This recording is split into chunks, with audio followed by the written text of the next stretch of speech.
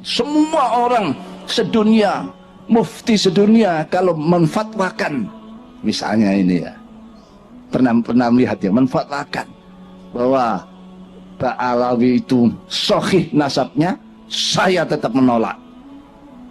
Ulama dunia ditolak. Ini ilmu macam apa semacam ini? Ini jadi pertanyaan sangat mendasar ya. Apakah Rois Am PBNU, Kiai Miftahul Akhyar tuh mengerti definisi ilmu? Kalau seperti ini jelas enggak. Apa sih itu ilmu? Wikipedia aja teman-teman. Ilmu atau ilmu pengetahuan disebut juga sains adalah suatu usaha sistematis dengan metode ilmiah dalam pengembangan dan penataan pengetahuan yang dibuktikan dengan penjelasan dan prediksi yang teruji sebagai pemahaman manusia tentang alam semesta dan dunianya. Ini literaturnya di sini.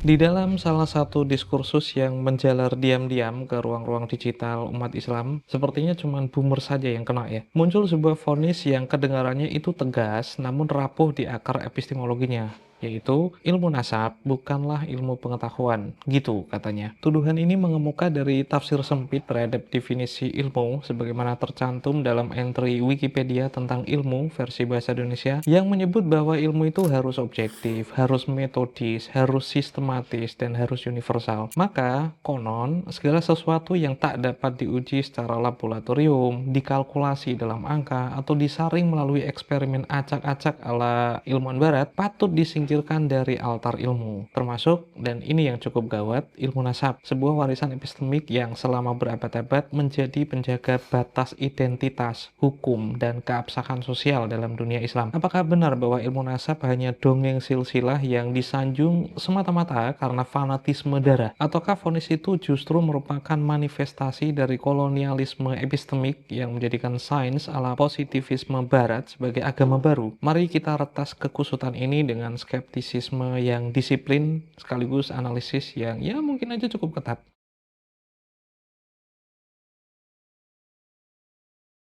Pertama-tama, kita wajib bertanya terlebih dahulu, apakah entry Wikipedia yang dikutip untuk menjatuhkan ilmu nasab menyatakan secara eksplisit bahwa hanya ilmu alam dan eksakta yang diakui sebagai ilmu pengetahuan? Ternyata tidak. Artikel ini justru membuka pintu yang sangat luas bagi pluralisme metodologis. Ilmu adalah sistem pengetahuan yang lahir dari sintesis antara ontologi, epistemologi, dan aksiologi. Tiga elemen utama dalam filsafat ilmu pengetahuan klasik maupun modern. Dan dalam hal ini, ilmu nasab tidak hanya memenuhi syarat-syarat itu, tapi bahkan menyajikan integritas epistemik yang melebihi banyak disiplin sosial kontemporer. Secara ontologis, ilmu nasab memiliki objek kajian yang jelas dan khas, yaitu garis keturunan manusia dalam ruang historis dan sosialnya. Ia tidak menggantung di udara seperti spekulasi metafisika, melainkan bersandar pada entitas konkret, yaitu nama, waktu, tempat, dan relasinya. Secara epistemologis, ilmu ini tegak berdiri di atas struktur yang dikenal dalam dunia Islam sebagai sanad, rangkaian transmisi berita yang tervalidasi. Metodologi ini bukan hasil dari khayalan, yaitu ditopang oleh prinsip jarah wa ta'dil, yaitu kritik atas kredibilitas perawi yang merupakan bentuk penyaringan informasi paling ketat atau cukup ketat dalam sejarah umat manusia. Dan dari sisi aksiologi, ilmu nasab itu berfungsi bukan semata-mata sebagai penjaga kemurnian darah atau kehormatan silsilah, tapi juga sebagai fondasi hukum waris, status sosial, dan bahkan otoritas keagamaan. Bukankah syarat seorang wali nikah dan juga mahram itu dalam banyak mazhab bergantung pada validitas nasabnya atau keterkaitannya dengan nasab? Jika demikian, apakah kita bisa mencabut status ilmu hanya karena ia itu tidak dioperasikan dalam tabung reaksi? Ironi pun mencuat saat kita melihat bahwa artikel yang sama mencantumkan filsafat, sejarah, linguistik, bahkan psikologi sebagai bagian dari ilmu pengetahuan. Padahal semua bidang ini tidak tunduk pada metodologi eksperimen naturalistik. Tidak ada yang bisa mengulang revolusi Prancis di laboratorium untuk menguji validitas sejarahnya. Tidak ada satupun filsuf yang dapat dibuktikan dengan statistik. Namun, seluruhnya diakui sebagai ilmu karena memiliki metode, sistem, dan struktur argumentasi yang konsisten. Nah,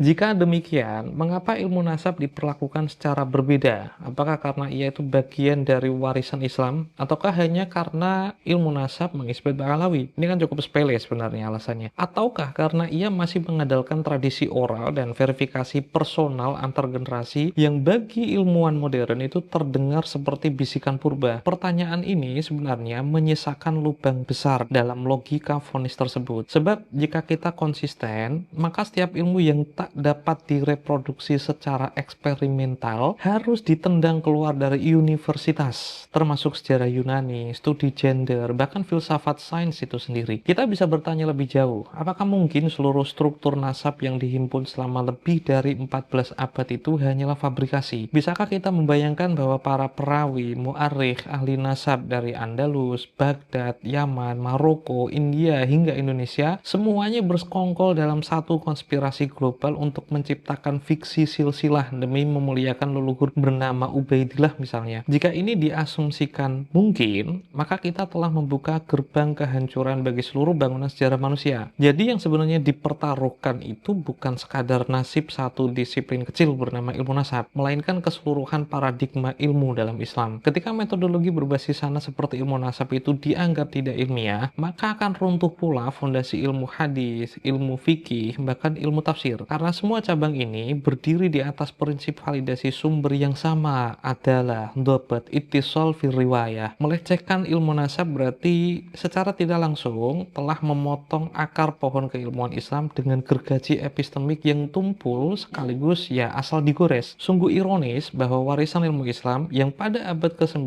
telah mengembangkan kritik sumber, klasifikasi perawi, dan validitas historis dan sudah diproduksi jauh sebelum historiografi barat mengenal Herodotus, kini harus diadili dengan kriteria ilmu yang lahir dari semangat laboratorium Eropa pasca Descartes. Ini bukan hanya keliru kawan-kawan, tapi juga kekanak-kanakan. Sebab ilmu, sebagaimana diuraikan bahkan dalam ensiklopedia yang dipakai sebagai alat vonis itu sendiri, tidaklah terbatas pada eksperimen empiris, melainkan mencakup sistem pengetahuan yang memiliki konsistensi logika, keteraturan internal, dan nilai manfaat sosial. Jika begitu, maka tuduhan bahwa ilmu nasab bukanlah ilmu, sejatinya bukanlah dakwaan yang berbasis metodologi. Itu hanya tuduhan yang lahir dari kebutaan historis dan kolonialisme epistemik yang belum disembuhkan. Dan saya belum selesai membahas akibatnya.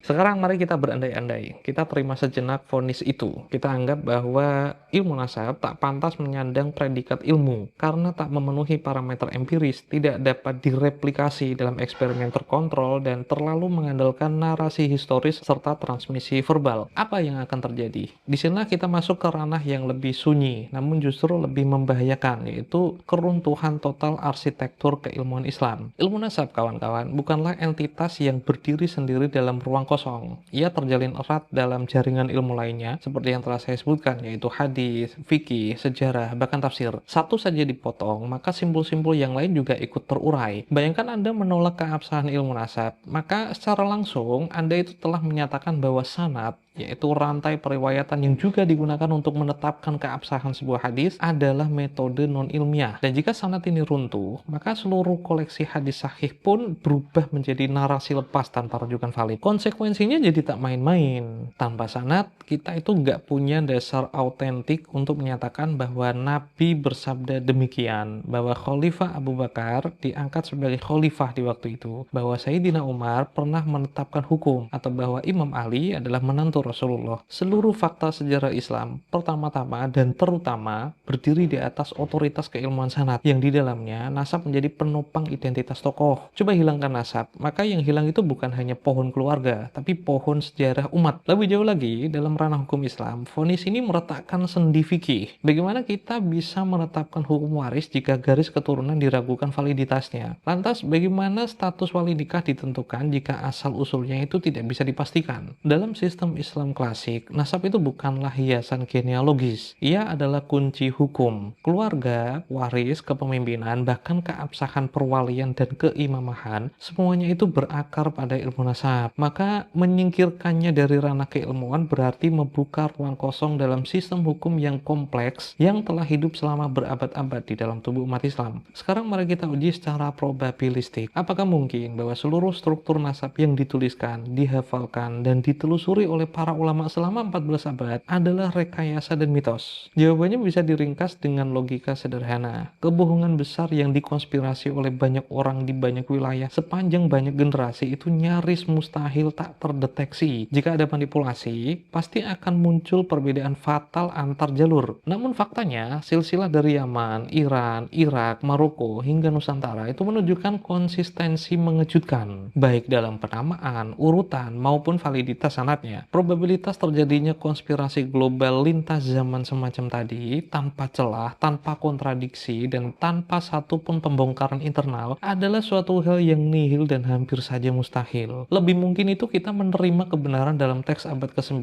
daripada mempercayai bahwa ratusan generasi ulama sengaja bersandiwara untuk membangun narasi palsu atau mereka itu ditipu. Logika ini bukan hanya berlaku untuk ilmu nasab, tapi juga untuk sejarah Yunani misalnya, silsilah bangsawan Eropa, dan narasi agama-agama di dunia. Jika standar ultra positivistik tersebut dipaksakan pada ilmu nasab, maka secara konsisten kita juga harus mencoret sejarah Plato, historiografi Ratu Elizabeth, atau riwayat Siddhartha Gautama dari daftar ilmu. Vonis bahwa ilmu nasab bukan ilmu adalah sebuah reduksisme brutal terhadap epistemologi umat Islam. Ia bukan hanya menegasikan warisan akademik, tapi juga menggiring umat pada lubang nihilisme sejarah. Kita tidak hanya kehilangan struktur, tapi juga kehilangan arah, kehilangan identitas, bahkan kehilangan hubungan spiritual kita dengan Rasulullah yang ditelusuri justru melalui jalur nasab. Pada akhirnya, inilah ironinya, mereka yang menggugat ilmu nasab dengan memakai kutipan dari Wikipedia tadi, sesungguhnya menyandarkan diri pada dokumen yang juga mengakui bahwa ilmu tidak harus eksperimental untuk diakui sah. Di sana disebutkan bahwa filsafat, sejarah, bahkan teori dalam sains yang kadang tidak bisa dibuktikan langsung tetap sah disebut ilmu karena memiliki metode dan sistem yang sahih. Maka gugatan terhadap ilmu nasab bukanlah gugatan ilmiah kawan-kawan, melainkan sikap dogmatis yang dibungkus dengan jargon ilmiah. Itu bukannya kritik, itu kolonialisme epistemik dalam selimut akademik. Saat dunia akademik barat kini justru bergerak menuju rekognisi epistemologi non-barat, termasuk oral tradition dan tafsir berbasis pengalaman komunitas, ironis jika umat muslim sendiri malah sibuk menginjak-injak warisan epistemiknya sendiri. Sebuah sikap yang bukan hanya naif, tapi juga tragis. Saya kira Kiai Miftahul Akhir itu bermaksud menjelaskan hal ini. Hanya saja tukang vonisnya itu tidak kunjung nyanda apa sebenarnya pesan yang terkandung di dalamnya. Saya Roman Abbas, ini Paman yang ngatur, sampai jumpa.